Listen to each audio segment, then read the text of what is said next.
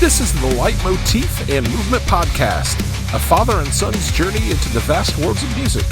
I am your host, Mike Ficklin, and joining me on this epic musical journey is my son, Michael Ficklin. This show is dedicated to the discussion of music and introducing Michael to music from the past and present. We discuss music mainly from the genres of rock, hard rock, and heavy metal. We also, from time to time, dive into film and video game scores, and we sprinkle in some surprises along the way. Michael, what have you been listening to this week? So, I've been on a giant journey. So I've heard. Let's hear about it. So, I started my journey out by finishing up listening to all the Coheed albums. That was a fun journey. The Coheed albums are an amazing journey. You gonna give us some detail on what you like, what you didn't like? I liked all the albums. The albums that really stood out to me were In Keeping Secrets and the newest record from them. Vaxxus 3? Yeah. Also, I've been on my Van Halen journey. I've been listening to all the Sammy Hagar era of Van Halen. Nice. I am through half, which is they did 4 records with Sammy, so I'm you're through up through OU812? Yes. I know this is probably your real first experience with OU812. Any particular favorite songs for you? Mine All Mine, When It's Love, Finish What You Started. Those are really standout tracks to me. Mine All Mine is my personal favorite song from the record. That song is an absolute banger. And it's really the closest thing to a progressive rock song that Van Halen ever got. What else you been listening to? That's really it, other than the assignments. Okay. Well, it sounds like you have really taken off.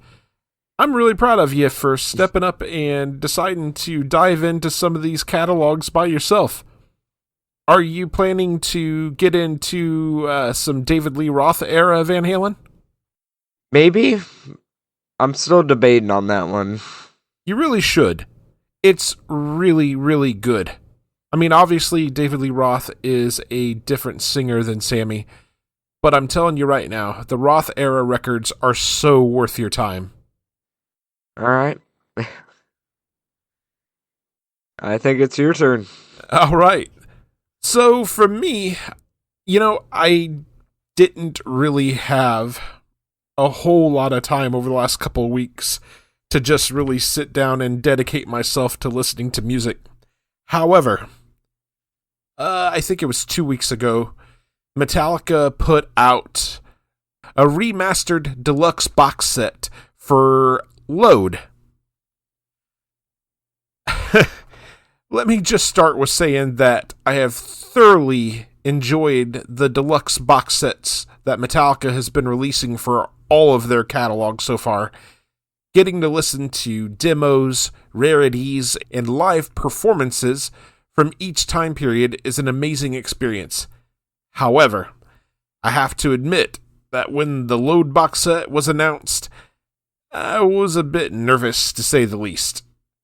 I hadn't listened to Load in years. I wasn't a big fan of the record, despite there being a few good songs on there. That said, I did commit to checking out the massive Load remastered box set. This thing is massive. 233 songs across 16 discs. That's nearly 21 hours of music. I have not finished listening to the entire thing yet. I've listened to the first 8 discs, and I plan to get to the remaining 8 soon. I have to say that I still don't find Load to be all that interesting. It's far from Metallica's best work. It feels really bloated. I could easily cut half the songs on the record and make a pretty good EP with it. I do still enjoy songs like Ain't My Bitch, 2x4, Until It Sleeps, King Nothing, and The Outlaw, Torn. The rest leave a lot to be desired. I will give Metallica credit for attempting something different for them. Gone are their thrash metal roots. Replacing them are influences from blues rock, southern rock, hard rock, and a smidge of grunge. Sometimes the songs work, but more often they just don't land. Beyond the remastered album on the first disc, we get into a live performance from Lollapalooza 1996 on the second disc. It's really quite good. I like it a hell of a lot more than the actual album itself. Discs 3 to 7 are titled Shadowcast and are the demos of the songs from Load. This is the stuff I really loved on the previous Metallica remaster box sets, getting to hear the step-by-step process of the creation of the songs, from scratch demos to completed product. I find that part of the creation fascinating. The Load demos do not disappoint in that regard. I had hoped that by listening to the demos and getting a feel for their intention, that I might begin to appreciate the final album tracks more. Alas, I just don't feel any differently. In fact, I found it a laborious effort to get through all of it. The stuff I dislike, I still dislike, and there's just more of it. Disc 8 is a collection of B-sides and rarities. Nothing really stood out for me. No real standouts. Don't get me started on the awful dance mixes on this disc either. Just, ugh. The less said, the better. Suffice to say that still today, I don't particularly care for Load. It still ranks pretty low for me in the pantheon of Metallica's hallowed discography. I'm looking forward to the final 8 discs of the box set, as these are all live performances, and there are more non-Load songs in those live sets than songs from Load. I'll report back when I'm finished. I also got a chance to check out the new single from Muse titled Unraveling. This is an absolute banger of a song. Muse chooses a completely different direction for their new single. It goes hard and heavy as opposed to the more pop-oriented sound that they've been using. If this is a sign of things to come from the new record, this could be one of the best Muse albums in a very long time. Perhaps even a contender for Album of the Year. And the last thing I checked out, and I know that Michael heard this also, is the brand new single from Carnival titled Drone. I'm not sure that I could contain my excitement when I saw this song was first announced. Carnival delivers their first new song in 4 years, and it doesn't disappoint. They continue their musical evolution as a progressive metal act. The closing of the song alone is worth the listen. The guys have not lost a beat. They've stated that this comes from a larger whole, which says to me that there is finally a new album on the way. The 12-year wait may finally be coming to an end. It has been stated that they are working out the new material live. Perhaps we will soon start hearing about the new material as fans flock to their socials to discuss. Michael, what did you think of the new song? It's different. It was different? Yeah. It felt like the singer's voice has definitely evolved. The musicians have evolved big time. Mm-hmm. It is a much different sound than the first record. And I know you haven't listened to any of their other stuff, so it may have come across a little jarring to you because it's definitely not that straightforward kind of alternative rock sound from the first album. Are you still looking forward to hearing more from it? Yes. Definitely need to get you to listen to their other stuff so you're ready for this. All right, Michael, anything else you want to discuss before we move on to our next segment? No. All right.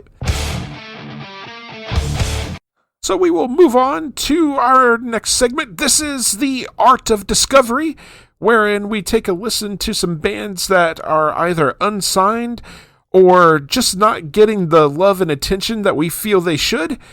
And this time around, we are featuring several returning artists, Michael. These are all artists that we have featured on the show before, and they've put out some new material, and I thought we'd play this on the show this time around. We start out with a blackened death metal band out of Sweden. This is Against I with their new song, All Hope Is Gone.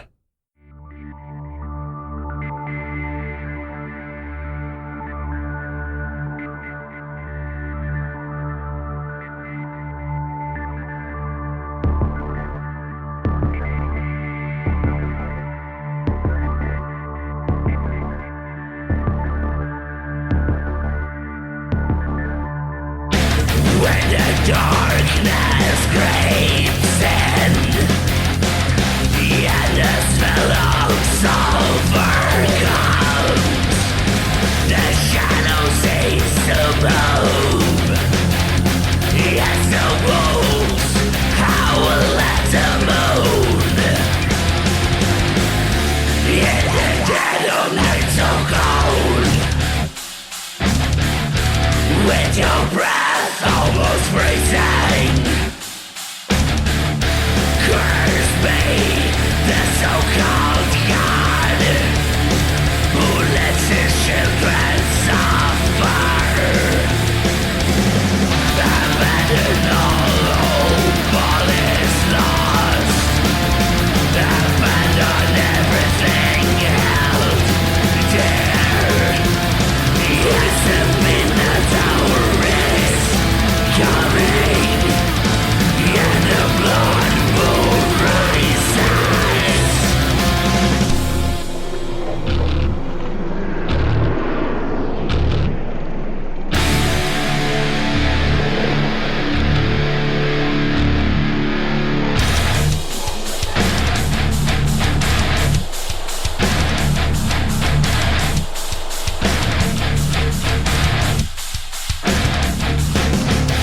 Curse me, the so-called God, who lets his children suffer. Abandon all hope, all is lost. Abandon everything held dear. Yes, the midnight hour is coming, and the blood moon rises.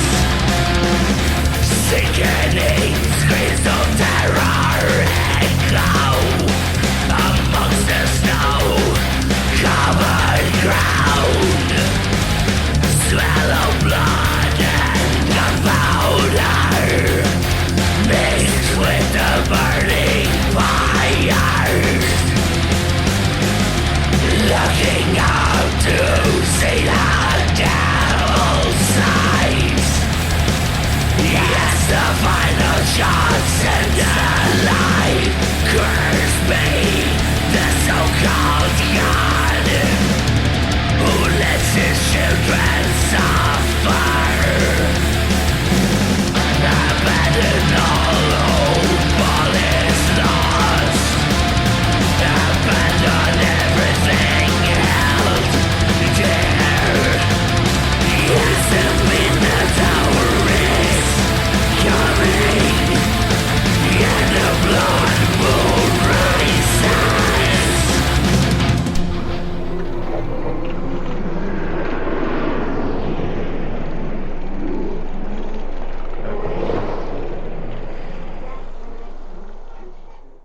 And once again, that was Against I with their new song, All Hope Is Gone. You can purchase their music from the Twisted Flesh Recordings Bandcamp page at tfreco.bandcamp.com. Michael, what'd you think about that one? That was pretty good. Like that? Mm-hmm. Goes hard, right? Yes. I love those guys. All right, for our next song. This is a metalcore musician out of North Carolina. This is Megg Jacobs with her new song, Ego.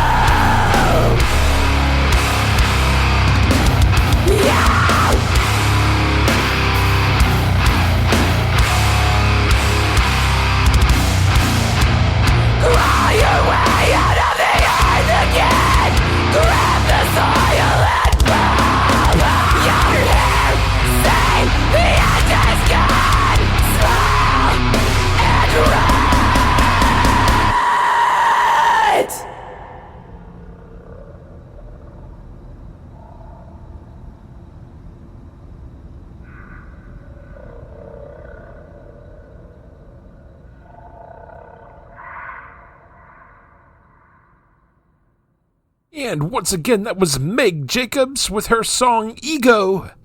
You can purchase her music from her website, meggjacobs.com. Michael, Megg brought the heavy for the second time. Amazing, amazing, amazing. That was amazing. Great stuff. Yeah. Good job. Absolutely outstanding. Both of the songs that we featured from her on the show have just been outstanding. Yes.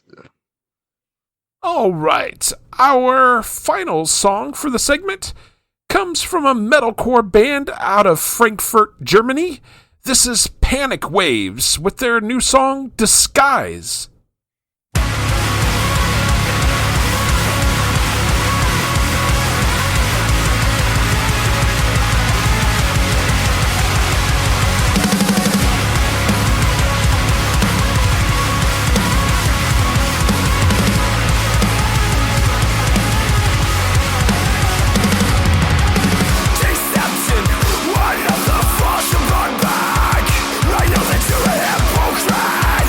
Screaming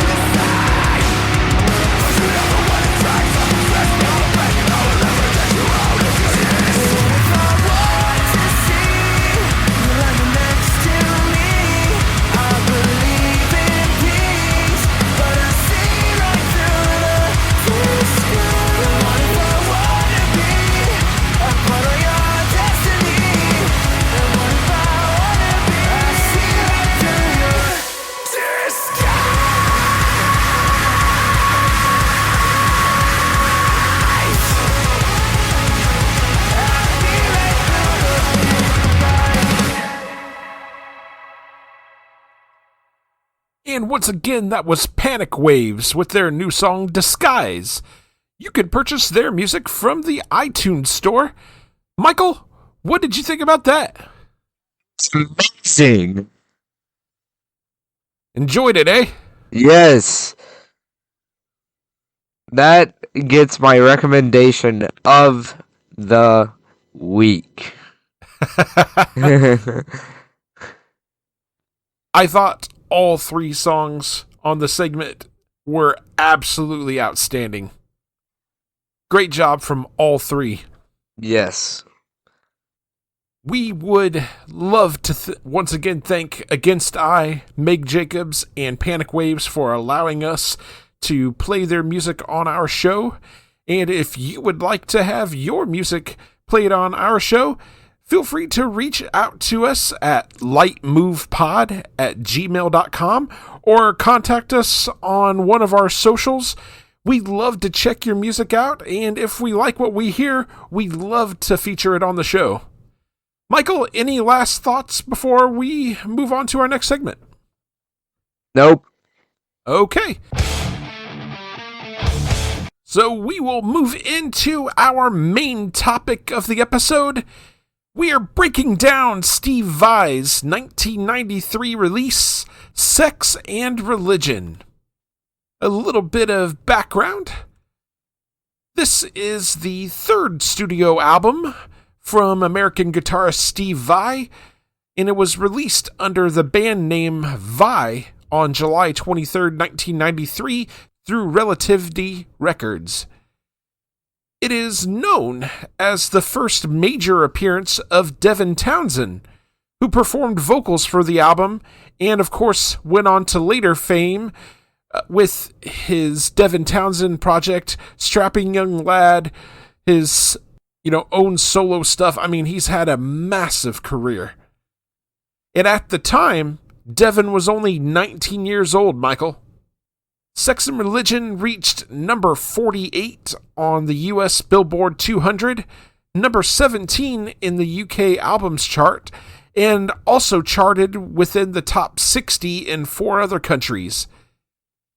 The song In My Dreams With You was released as a single, reaching number 36 on Billboard's mainstream rock chart.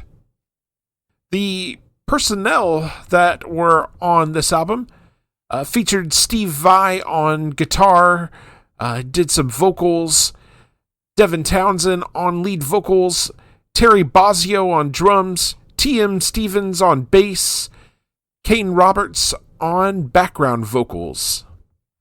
And with that said, Michael, we'll start into our track-by-track analysis.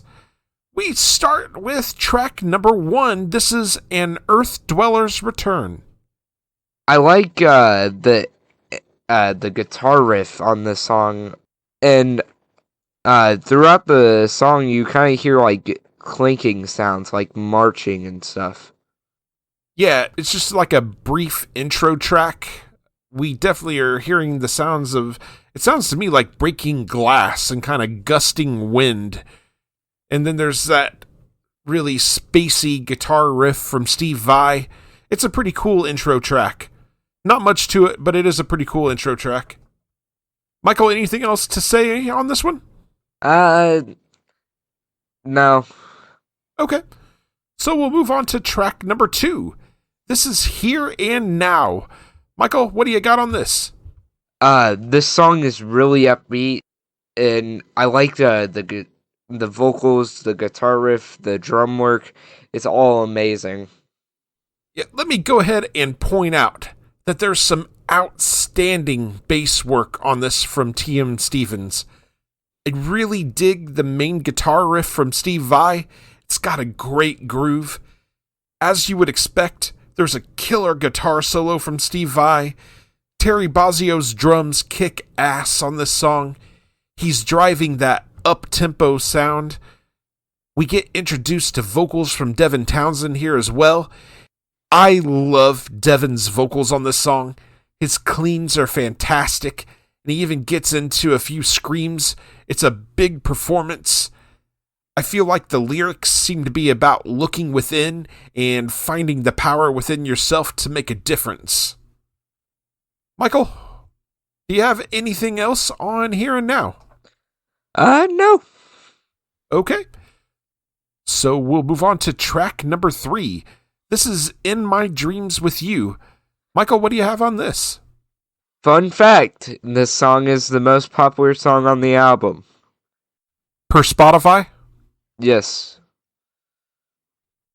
Makes sense. It was the biggest charting single from the record as well. I like the vocals and drum work and guitar work. I like the riff that Vai does in the middle of the song. That solo, Yeah, dude. guitar solo, yeah. Yeah. Got anything else? Nope. All right. So, yeah, this song is a ballad. It's much slower tempo than the previous song. There's quite a bit of keyboard work on this song. Townsend's vocal work is fantastic on this. He again gets to show off his range. This song is far less guitar focused. It's really carried by the keys. There is a brief guitar solo, which is pretty tasty, but that's really the most guitar you get with this. It's meant to be a bit more on the poppy side. It's not a bad song, but it doesn't really impress me all that much either. I know it was the biggest charting single on the song, but I honestly like Here and Now better. So, once again, I'm going against the grain. Michael, what else do you have on In My Dreams With You? I do not have anything else. Okay. We will move on then to track number 4. This is Still My Bleeding Heart. Michael, what do you have on this? I like the opening to this song. I thought it was an acoustic guitar, but I may be incorrect. You might be right. It's definitely a very clean guitar. Yeah. I like the vocals, the drum work. I also like how they, throughout this album, how they were able to mix Devin's vocals to fit in with everything. And song is probably my favorite on the album. It is a really good song. I also like the way this song opens. A simple, clean guitar melody with the sounds of Devin's ethereal vocals over the top. We then get into the song proper. The song has a ballad vibe to it as well, but it's far more guitar-driven than the previous song. I love Steve Vai's guitar solo on this song so much. As the song starts to end, we get just the sound of the drums and Townsend doing a bit of vocal scatting. It's definitely an interesting way to close out the song. Lyrically, I think this song seems to be about being deeply in love with someone, connected on a deep emotional level. I like this song quite a bit, and I could definitely see, Michael, why this would be your favorite. It's a really good song. Just curious, Michael, do you hear any difference in the way that Devin Townsend's performing on this as compared to what we heard on his latest effort, Power Nerd? Yeah, there is definitely a difference. I don't know if that's because of how they did the mixing for his voice then, or that's his raw vocals during that time, but there is a noticeable difference. Yeah, I think I agree.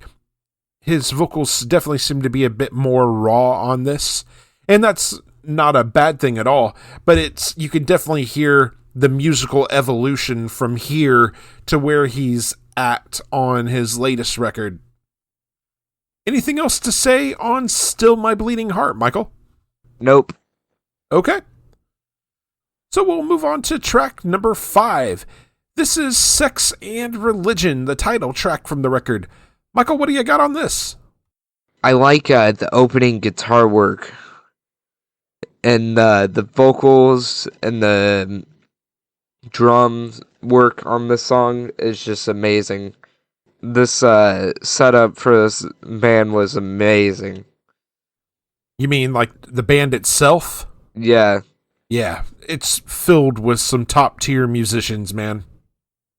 Let me start with saying that I love the lyrics to this song and the meaning behind it. This song is taking aim at the hypocrisy of some churches, especially with their anti-sex messaging. I won't get into personal beliefs, and you can feel free to disagree all you like. That's the fun of art. But back to the song itself, it opens up with a heavy, dirty guitar riff from Steve Vai. It kind of reminds me of the opening to Sammy Hagar's Heavy Metal. This song just has a killer groove to it. I like the addition of the background choir during the chorus. Vai's guitar solo is brief, but it works so well. The drum work is very well done. The keyboards add depth to the song. This is definitely one of my favorites on the album by far. Great tune. Michael, anything else on Sex and Religion? All right. We will move on to track number 6. This is Dirty Black Hole. Michael, what do you got on this? This song's opener is very different from any other song on this album with the speaking. And then it gets into the guitar work, and then it slowly evolves and adds everything to it with vocals and drums. Did you like this song? It was okay to me. Yeah, the hesitation said that it was probably just okay. For me, this song is a fun, dirty, hard rocker. Steve Vai's guitar work is so good throughout. The solo in particular is a big standout. Vai just crushes it. I really enjoy the interplay between the keyboard and Steve Vai's guitar work. Devin Townsend shows us the power in his vocals. You can tell that he's having fun with this one.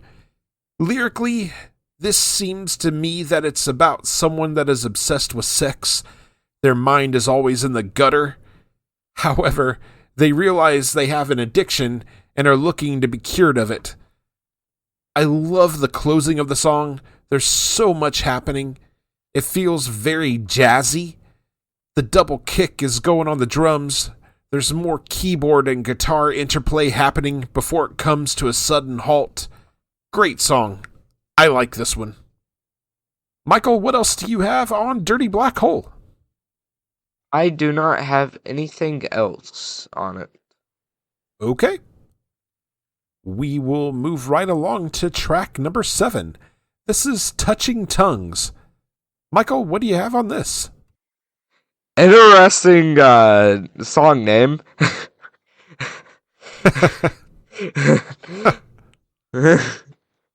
Seems to be from the song title suggesting maybe a little bit of that French style kissing, eh? The song also has a very different opener, kind of like the last track. I like the guitar work and also the drum work on this song, and I like the vocals. I'm gonna say this again. Steve Vai's guitar work is just amazing. Yeah, dude. He's one of my personal favorite guitar heroes. He's absolutely fantastic. Gotten to see him live, and watching him do his thing live is a magical experience, man. It's good stuff. To the song, this is more of an instrumental piece. I hear the addition of a sitar. The keyboard work is bright and ethereal. The real highlight of this song, though, is Steve Vai's incredible guitar work. The song feels huge and vast. We do get some vocal work from Devin Townsend, but it's more like scat singing or vocalizing. I really can't emphasize enough how gorgeous this song sounds. Vai does an incredible job of creating a lush and vibrant soundscape. Great song. Absolutely great song. Michael, what else have you got on Touching Tongues? Nothing. Okay. So we'll move into track number 8. This is State of Grace. Michael, what do you have on here this? The song's name doesn't lie. The song is very peaceful. I don't really know how to describe it. Kind of reminds you of like meditation music. Yeah. I didn't or know I maybe was something a you would hear Jedi. while you're doing yoga. I didn't know I was Jedi. Yeah, this is another instrumental song. It's shorter than the previous song, has a very exotic vibe to it, has sort of an Indian influence to it. I definitely hear what appears to be a sitar. It's very chill and laid back. Not really much else to say about this one. Michael, do you have anything else on State of Grace? No. Just very peaceful. I have a suggestion for you. Maybe we should take this song and give it to Master Myers to play at your Taekwondo class. Okay. We move on to track number 9. This is Survive. Michael, what do you have on this? I like the vocals, guitar work, and drum work. I guess I put vocals twice on my notes. Well, maybe you just really like Devin's vocals on this. All right. Yeah, this one opens up with a Devin Townsend scream. There's a bit of a funk influence to this song. That bass line is definitely bringing the funk. I gather from the lyrics that this one is about unity, finding a way to come together. It's a very positive message. I really enjoy Vai's guitar solo on this. I enjoy Devin's vocal performance on this one as well. It's a good, clean performance. The vocal melody in the chorus has a really good hook to it. While not one of my favorites on the record, it's still pretty damn good. Michael, what else do you have on Survive? I do agree with you on the not being like my favorite song on the album, but it's definitely good. And that's really it for this. Okay. So we'll move on to track number 10. This is Pig. Michael, what do you have on this? This song has a cool opening with the harmony. I don't really know what else. Is that just because you don't like the song? Yeah. Fair enough. I think this is a fun, up-tempo, jazzy song from a musical standpoint. Steve Vai kills it on this song. There's also some fantastic bass work on this. My hat goes off to drummer Terry Bozzio on this. This song has a lot of changes in it, and Bozzio is all over it. Devin Townsend's vocal performance is a tour de force. He's just all over the place on this song. I can't even fathom the meaning behind this song. My best guess is that this is about getting called out for being chauvinistic. It's very odd from a lyrical standpoint. The highlights on this are definitely Vai's killer guitar work and Bozzio's drums. Great stuff. Michael, anything else on Pig? Would you like some pork chops or bacon? Pork chops. All right, so we'll move on to track number 11. This is The Road to Mount Calvary. Michael, what do you have on this one? The song opens with people screaming. Yeah, it's kind of creepy, right? Yeah. It sounds like people are in pain and a lot of torment. It's just so random. You're just listening. It switches from the previous song, and all you're hearing is.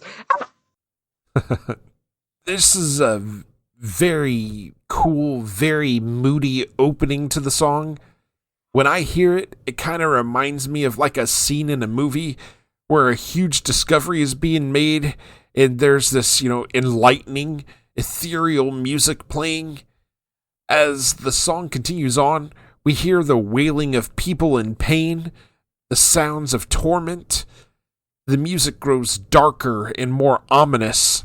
It's a pretty dark segue into the next song. Michael, do you have anything else on this one? Nope.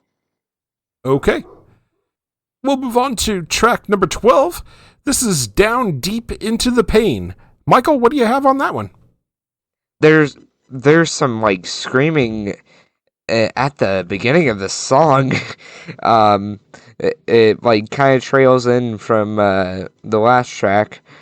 And then it gets into that crazy guitar riff from Steve Vai, and the drum work and vocals are just amazing.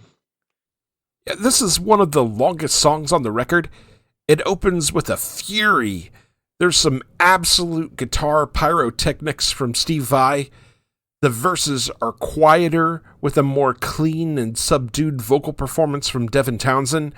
Then things take a more frenetic and disjointed sound during the chorus. Townsend goes into his screams. From a lyrical standpoint, this appears to be a song that is dealing with trying to reconcile why a loving God allows so much pain to its creation. Yes, there's love and joy, but there's also these moments of hurt and loss. There's a solid driving bass line on this song. The highlight for me, though, is Steve Vai's guitar work. Around the halfway point when he takes off on his guitar solo, it's pure magic. The closing minutes of the song features a long spoken word segment layered over some sort of very strange and disjointed music. Equal parts haunting, ethereal, jazzy, and creepy. It's kind of weird. It is a cool song, though, on the whole. Michael, do you have anything else on Down Deep Into the Pain? I do not have anything else. Okay. So we'll move on to track number 13. This is Rescue Me or Bury Me. This is the final song on the record. Michael, what do you have on this? I think this song starts out with an acoustic guitar, but do not quote me on that. Yeah, I think you're right. And then it gets into the vocals. I really like that acoustic guitar work. I think it adds flavor, I feel like, to the songs when they do it. Yeah, I agree with you. This song is the longest song on the record. The song opens with a very pretty, clean guitar riff. I think you're right. Again, I think it is an acoustic. Steve Vai himself takes over on the lead vocals with this one. Lyrically, this seems to be about wanting to repair a broken relationship. There's a lot of atmospheric layering on this song, along with Steve Vai doing some noodling around on the guitar. He puts on a bit of a technical mastery clinic on this one. He gets going on a killer run around 5.5 minutes in. I do feel like the song is a bit too long, but that signature Steve Vai guitar work is so damn good. All right. So now we'll get into our final thoughts and our album ratings. Michael, let's get your final thoughts on Sex and Religion. Interesting album name. Other than that, I really like Steve Vai's guitar work. I like Devin Townsend's vocals. I like the drum work on this album. I feel like all around this was amazing. I'm gonna have to give it a 5. Michael sneaking in with the perfect score here. I'm glad you liked this. I wasn't sure if you would. Why you say that? Just because it's a little different. I think Steve Vai's guitar work, his compositions, I think, are a little more on the jazzy side of things, so I didn't know if would take with you or not. Or to turn me away. For me, this was the first solo record I ever heard from Steve Vai. I remember the first time I heard it, I was completely blown away. I loved Vai's amazing guitar work. I loved Devin Townsend's vocals. This stood as one of my top records for quite a while. Revisiting this record reminded me of just why I loved it so much. For being just 19 years old, Devin Townsend absolutely kills it on the vocals. He gets to show off a wide range of vocal styles and tones. Having now listened to all of Devin's work since Sex and Religion, I find it interesting to hear the initial building of who he would later become. Terry Bozzio has some phenomenal moments on the drums. His ability to keep up with the complex music that Vai has written is top tier. Also, a shout out goes to bass guitarist T.M. Stevens. He lays down some terrific bass lines. At times, funky and jazzy. Steve Vai puts together a great band for this record. He's an incredible songwriter. I've run out of superlatives to describe his playing. It's just god tier. The man is just on a whole different level. I love his incorporation of different styles and influences on this record. It keeps things interesting and engaging. While it may not be his most beloved record, I still find it to be among my personal favorites. It gets a 4.5 out of 5 for me. 0.5. Just a couple of the songs are just, in my opinion, okay. Nothing major that really brought it down. Just the fact that, it's not all great. You know what I mean? I mean, at least not. At least it's not the whole entire album being inside. well, yeah. If it was just that, we may not have even be discussing this record. So that'll take us to our question for the audience. What is your favorite track on Sex and Religion, and why? Okay, so we'll move into our next segment. This is Can't Wait. New music coming soon. Michael, we already know that new Carnival is on the way. What else do you have? I do not have anything else. Wait, let me check your list.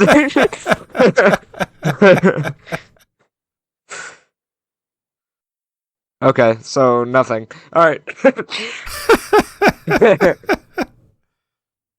For me, on July 11th, Born of Osiris is releasing their new record, Through Shadows, and I am looking forward to hearing that.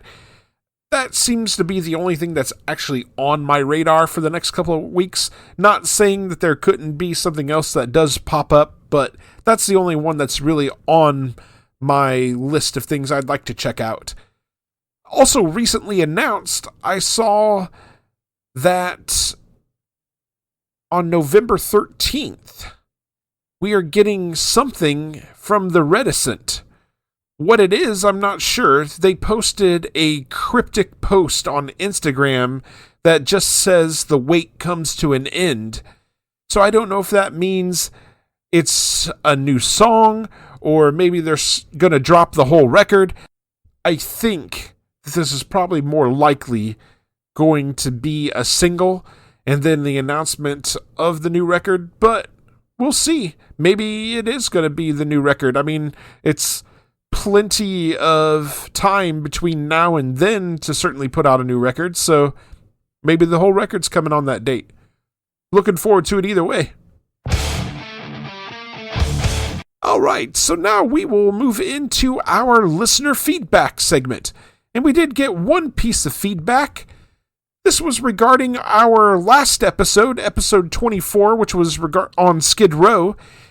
And Date Back to Dawn got with us via Blue Sky and said, "Thank you so much for featuring us on The Art of Discovery. We're truly honored to be included alongside Half-Earth and Elite. As for Skid Row, 18 and Life hits hard, both musically and lyrically. Such a timeless classic. Much appreciation from Japan. And I have to agree, 18 and Life is a great song. Michael, anything from you on that? Thank you for the feedback. For sure. And I do have to mention real quick, I am beyond grateful for our listenership and for the fact that this previous episode on Skid Row seems to have been our most popular episode by far. So we certainly bigger seem to than have struck a Metallica? chord with people. What's that? Even bigger than Metallica episode? Yeah, this is by far our biggest episode. By far. All right, so now we will move into our final segment. This is Michael's journey, discovering a song from the past. And this time, we're going to get Michael's thoughts on War's Why Can't We Be Friends? I wonder why. A little bit of background on this. Why Can't We Be Friends is a song by the American funk band War from their 1975 studio album of the same name.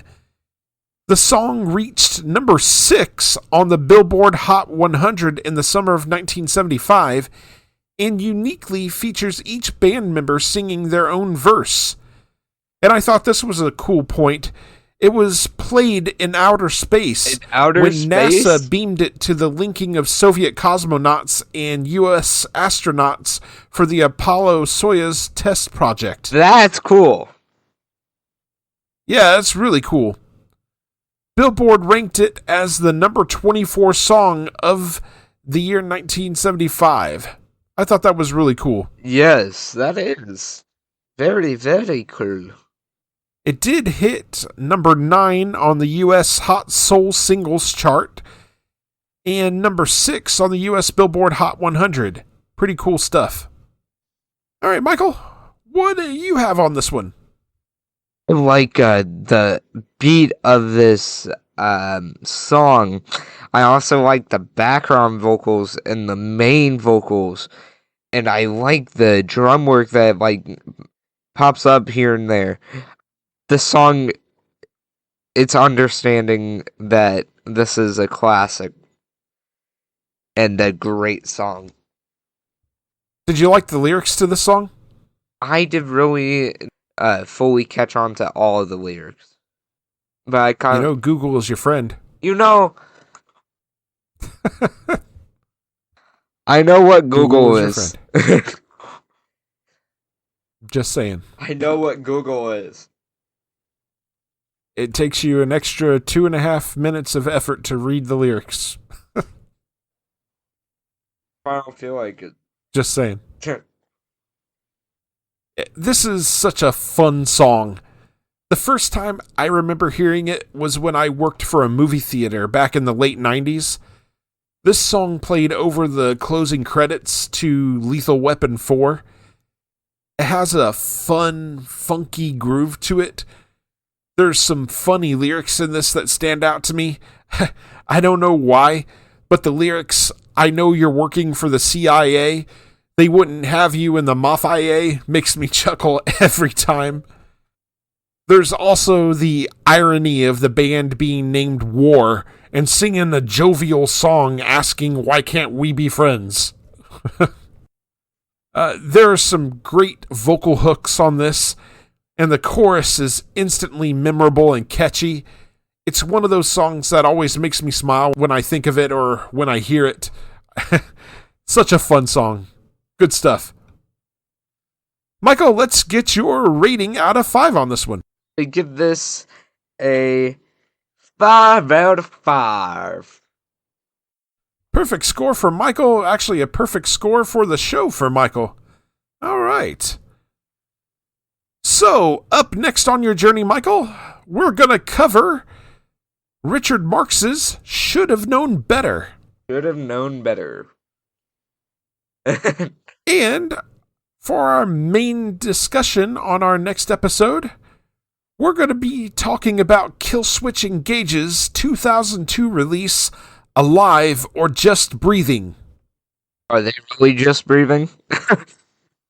Sometimes I wonder if I am. All right. And with that said, we want to hear from you. We will read your emails and messages on the show. We have only one request. Keep them clean. There are several ways to contact us. You can email us at lightmovepod@gmail.com. You can also reach us on several social media platforms, such as Facebook, Blue Sky, Instagram, or Threads. Details on how to connect with us are in the show notes. We are part of the SPDM Crew Podcast Network. Check out all the podcasts on the network by visiting spdmcrew.com. Show, subscribe to us on your favorite podcasting platform and share with your friends and family. We are available on Spotify, Apple Podcasts, iHeartRadio, and a variety of other platforms. We are also on YouTube. Can't find us on your chosen platform? Shoot us a message and let us know. Leave us a 5-star review on Apple Podcasts. This helps us be found in the algorithm. Make them good and we'll read them on the air. Are you in a band and you'd like for us to check you out and possibly drop a recommendation on the show? Shoot us a message. We'd love to check you out and give you a shout. We'd love to thank you very much for listening to the Leitmotif and Movement podcast. Take care and enjoy music.